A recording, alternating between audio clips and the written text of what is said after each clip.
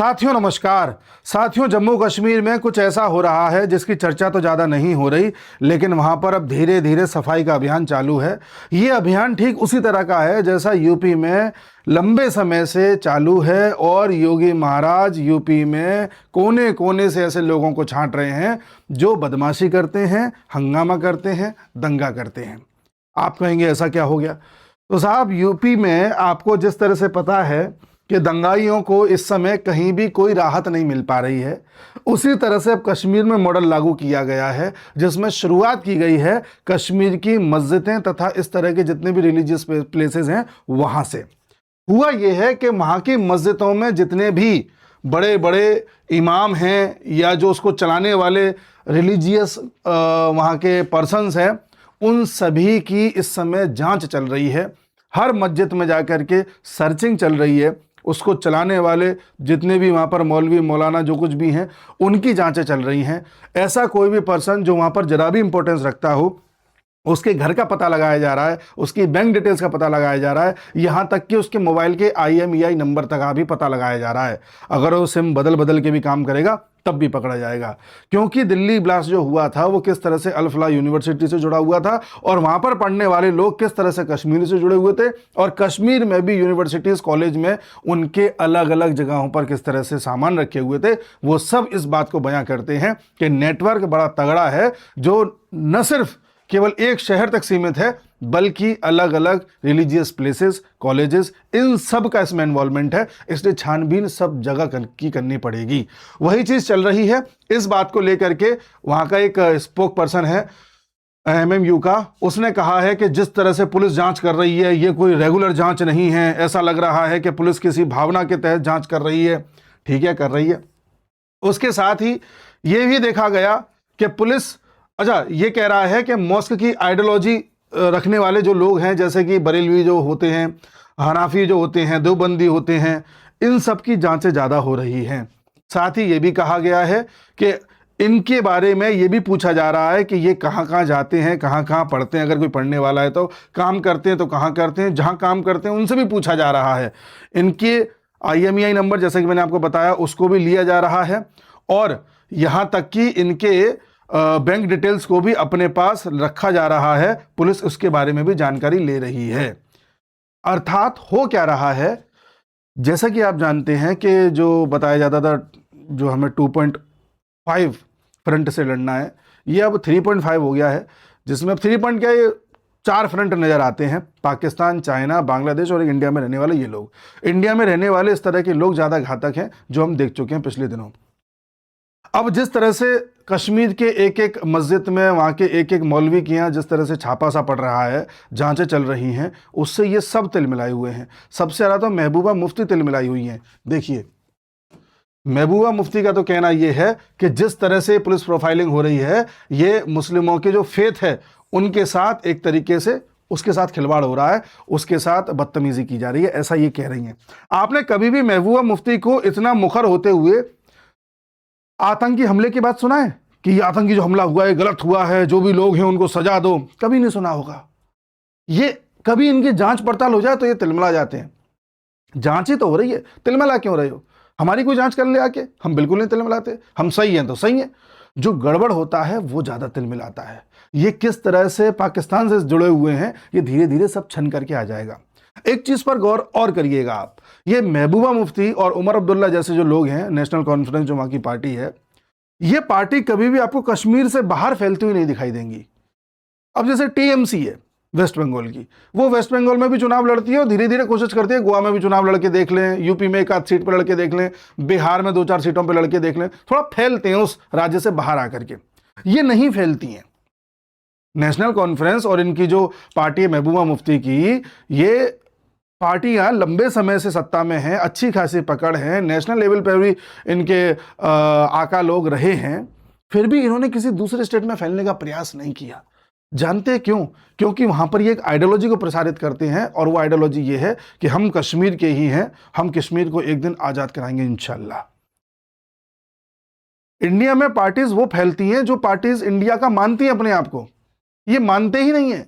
ये तो संकेत देते हैं कि हम आज़ादी के लिए लड़ रहे हैं, हम अपनी आज़ादी को एक दिन लेकर के रहेंगे। अगर इन्होंने अपनी पार्टियां फैला ली अन्य राज्यों में, फिर तो ये हो जाएगा ना कि तुम तो सत्ता के लिए कर रहे हो। तो इनका जो आइडियोलॉजिकल थ्रेड है वो बड़ा गहरा है, बड़ा लंबा है, बड़ा मजबूत है, जो पाकिस्तान तक जाता है।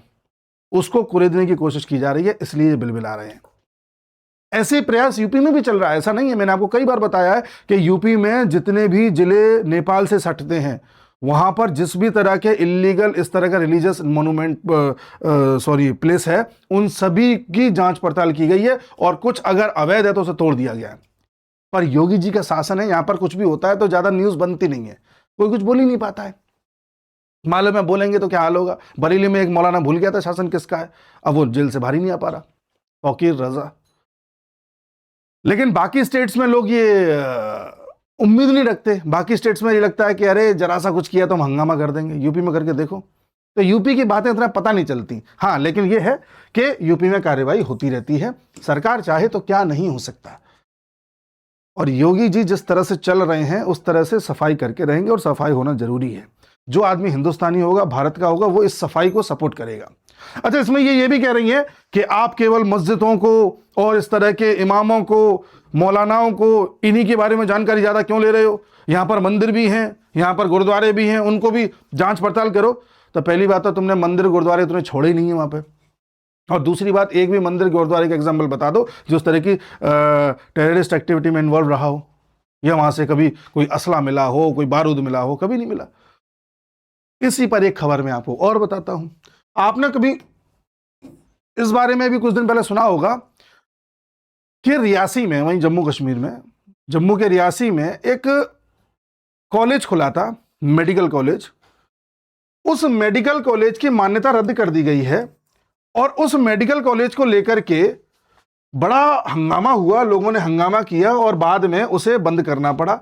नाम है श्री माता वैष्णो देवी मेडिकल इंस्टीट्यूट। ये इंस्टीट्यूट मेनली प्राइवेट है, लेकिन सरकार भी इसमें थोड़ा बहुत फंड देती है। इस मेडिकल कॉलेज में जो ज्यादातर फंडिंग आती है वो हम जो वैष्णो देवी मंदिर में चढ़ावा चढ़ाते हैं उससे फंडिंग जाती है। ठीक है साहब, हिंदुओं के चढ़ावे से फंडिंग जा रही है, सरकार का भी थोड़ा बहुत समर्थन है। इसमें 50 सीटें थी, अभी खुला है, पहले ही बैच था इसका। 50 सीटें थी, 50 में से 42 सीट्स मुसलमानों को दी गई। इस बात पर वहां के हिंदू ग्रुप्स ने हंगामा कर दिया कि हम चढ़ावा चढ़ा रहे हैं, हम पैसा दे रहे हैं, और सीट्स मुसलमानों के पास जा रही हैं। और देखा यह जा रहा है कि यहाँ के कॉलेजेस में किस तरह की प्रैक्टिसेस हो रही हैं, वो हमने अल्फला यूनिवर्सिटीज और इन सब से देख लिया है। इस बात पर हंगामा ज़्यादा ही तगड़ा हो गया। सरकार ने एक्शन लिया।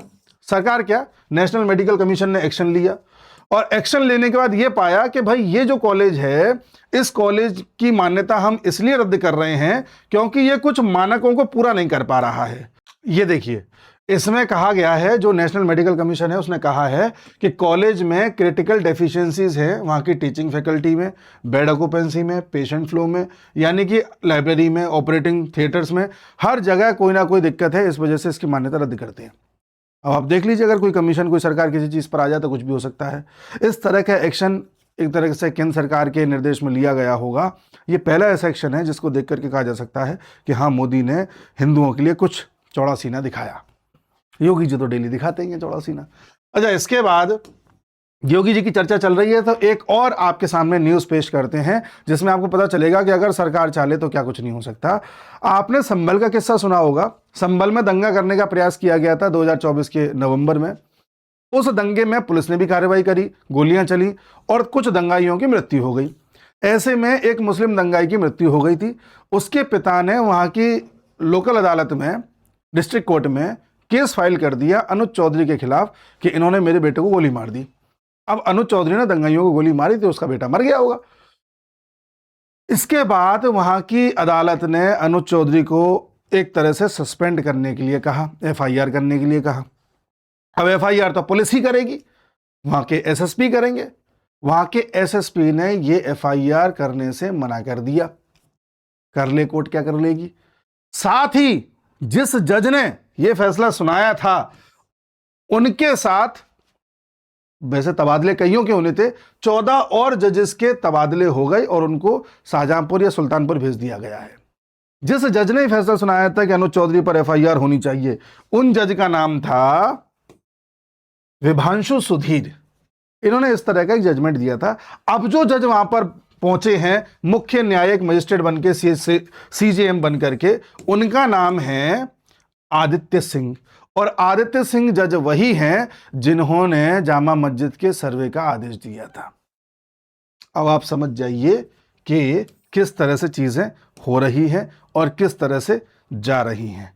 अब आप ये देखिए कि देखिए, आदित्य सिंह ने ही संभल के श्री हरिहर मंदिर बनाम शाही जामा मस्जिद दावे पर सर्वे के आदेश दिए थे। आदित्य कुमार सिंह को प्रमोशन दिया गया है। ना तो एफआईआर हुई अनुज चौधरी पर, क्योंकि वो वहां से उनका तबादला हो चुका है, ना किसी तरह का कोई सस्पेंशन हुआ। जिन जज ने आदेश दिया उनका तबादला हो गया, क्योंकि वो एक चालू प्रक्रिया थी, तो हो गया और काम चालू है। न जाने कोर्ट के कितने बार ऐसे आदेश आए कि बुलडोजर एक्शन रुक जाना चाहिए, ये जो नाम देख करके आपने पेमेंट का मेथड जो बनाया है इसको रोक देना चाहिए। आपको याद होगा कि जब कांवड़ यात्रा चल रही थी तो योगी जी ने एक आदेश दिया था कि जो भी छोटी बड़ी स्टॉल लगा करके बैठे हैं, दुकान लगा करके बैठे हैं, सबको अपना नाम डिस्प्ले करना होगा। क्योंकि होता यह था कि नाम कोई हिंदू का है और जब पेमेंट करने जाओ तो मुस्लिम निकलता है। तो कोर्ट ने इस पर रोक लगा दी थी, लेकिन फिर किसी न किसी तरह से ये चीज़ चलती रही। योगी जी एक परफेक्ट एग्जाम्पल सेट कर रहे हैं कि किस तरह से प्रशासन चलाया जाता है, और ये बात बात पर डेमोक्रेसी और तमाम तरह के जो बहाने बना करके चीज़ों को रुकवा दिया जाता है, ये सबके से भी पार पाई जा सकती है आपको अगर कानूनी दांवपेच आते हो तो। अपने कर्मचारियों को बचाया जा सकता है, अपने प्रशासन को बचाया जा सकता है। सरकार प्रशासन के साथ खड़ी हुई है, इसलिए प्रशासन ये सब कर पा रहा है। वरना किस हाल में यूपी को रखा था इन लोगों ने, समाजवादी पार्टी ने, बीएसपी ने, हम सब जानते हैं। इसलिए अगले साल चुनाव है यूपी में, कभी भी ऐसी कोई गलती ना कर देना कि कोई ऐसी पार्टी आप ले आओ कि योगी जी ने जो 9 साल में थोड़ी बहुत सफाई करी है, इसको फिर वो 9 मिनट में वैसे ही कर देंगे जैसा पहले था। तो योगी मॉडल के तर्ज पर थोड़ी बहुत हिम्मत जम्मू कश्मीर के उस कॉलेज में दिखाई गई। वहाँ की मस्जिदों में जो इस समय प्रोफाइलिंग चल रही है वो दिखाई गई। योगी जी एक मॉडल सेट कर रहे हैं कि किस तरह से इन दंगाइयों को कंट्रोल किया जाता है। किस तरह से महबूबा मुफ्ती इस समय बौखलाई हुई हैं वो आप देख लीजिए, और किस तरह जो चौथा फ्रंट हमारे देश में अंदर रह रहा है उसकी सफाई हो रही है वो भी देख लीजिए। आने वाले समय में आप देखेंगे कि जब अंदर सफाई हो जाएगी, एसआईआर हो जाएगी, इन सबको पहचान लिया जाएगा, फिर आप बाहर की भी सफाई देखेंगे, पाकिस्तान का नंबर आएगा। खैर, अब अगले वीडियो मिलेंगे। मैं कई दिनों बाद इस चैनल पर वीडियो लेकर के आया हूँ, माफ़ी चाहता हूँ। अब रेगुलर आया करूँगा।